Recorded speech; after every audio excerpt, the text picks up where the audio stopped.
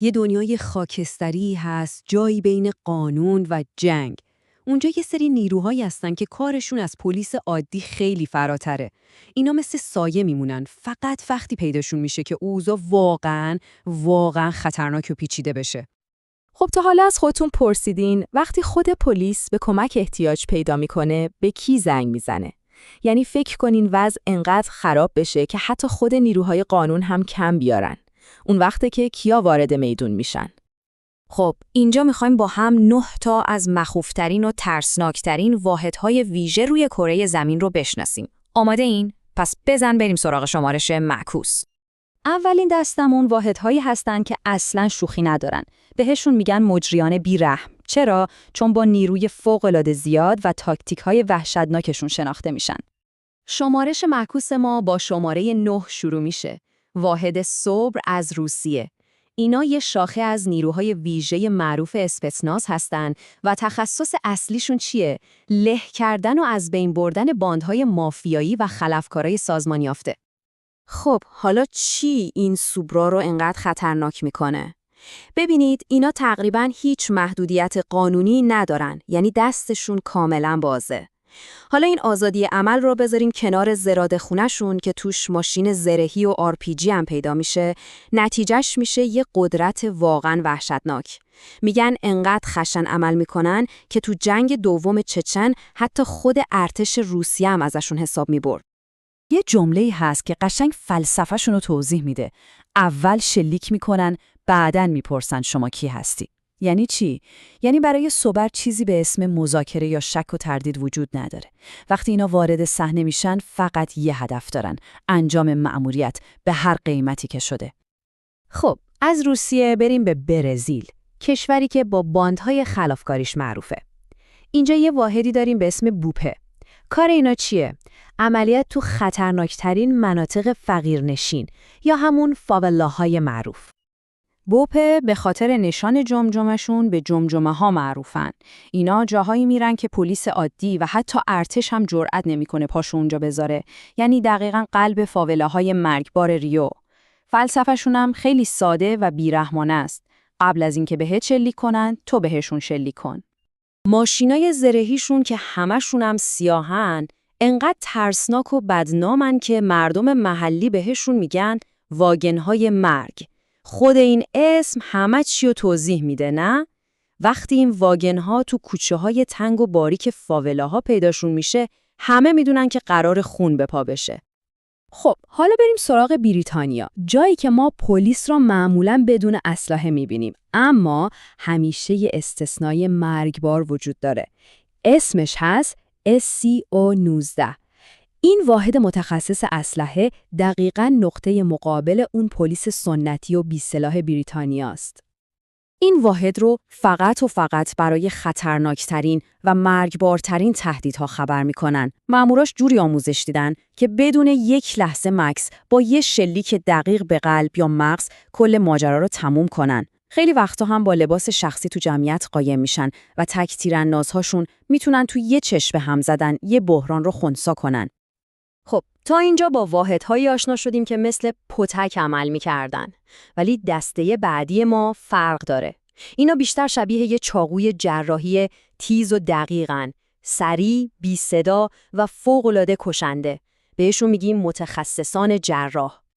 و شماره 6 لیست ما میرسه به فرانسه و واحد نخبه ضد تروریسم و رهایی گروگانشون GIGN. کار اصلی GIGN مبارزه با تروریست‌ها و نجات گروگان هاست. اما نکته عجیب و کلیدی در موردشون آموزش روانیشونه. اعضای این واحد رو جوری بار میارن که بتونن با خونسردی کامل آدم بکشن و بعد از عملیات ذره‌ای عذاب وجدان نداشته باشن. این خودش یه سلاح روانیه، نه؟ میرسیم به شماره 5. یامام، یگان ویژه مرکزی اسرائیل. واحدی که به خاطر عملیات‌های پیشگیرانه و فوق‌العاده موفقش خیلی تحسین میشه. روش کار یاماما واقعاً هوشمندانه است. اونا منتظر نمیمونن که حمله بشه. ببینید چطور کار میکنن.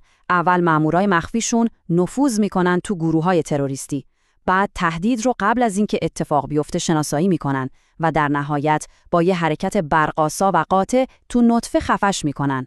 سرعت عملشون رو میخوایم بدونین؟ توی عملیات نجات گروگان سال 2023 کل ماجرا رو فقط تو 18 ثانیه تموم کردن.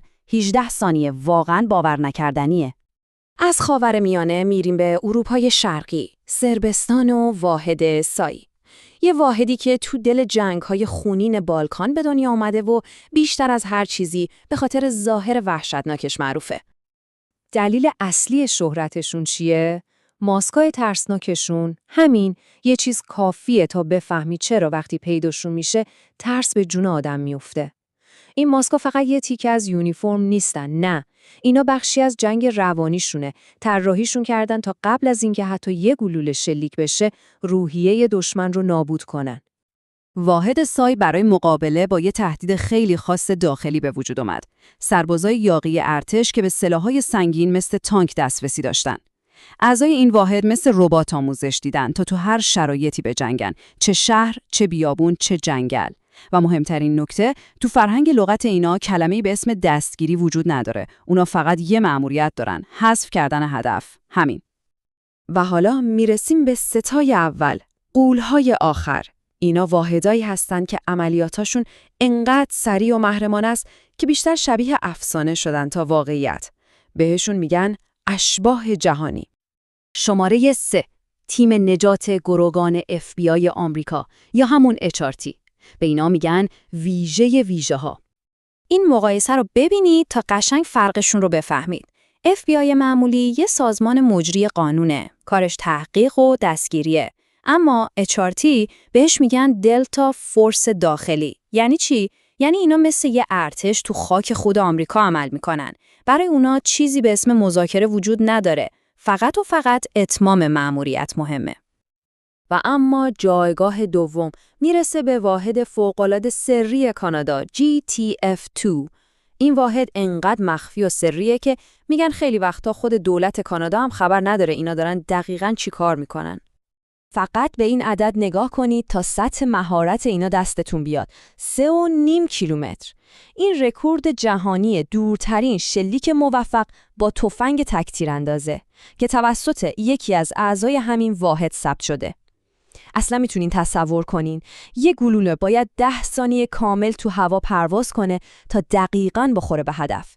این دیگه مهارت نیست، این یه چیزی تو مایه‌های غیر ممکنه. و بالاخره شماره 1، مخوفترین واحد ویژه جهان در لیست ما، گروه عملیات ویژه اسپانیا معروف به خئو. لقبشون ارواحه. میدونین چرا؟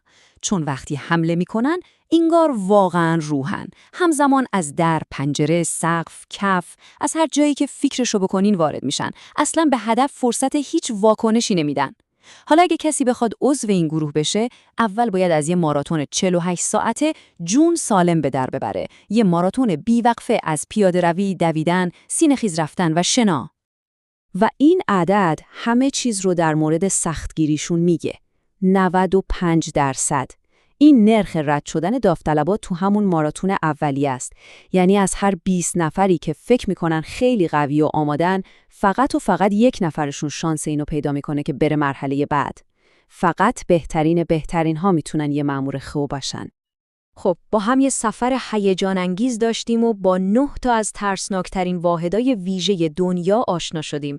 از اون مجریای بیرحم گرفته تا این اشباح افسانه‌ای. 9 تا واحد، 9 تا شهرت وحشتناک، هر کدومشون به یه دلیلی ترسناک بودن. اما سوال اصلی اینه، واقعاً کدومشون از همه مخوفتره؟ و شاید یه سوال مهمتر، تو دنیایی که وجود چنین نیروهایی برای حفظ نظم لازمه، مرز بین یه محافظ و یه هیولا دقیقاً کجاست؟ این دیگه سوالیه که جوابش با خودتونه.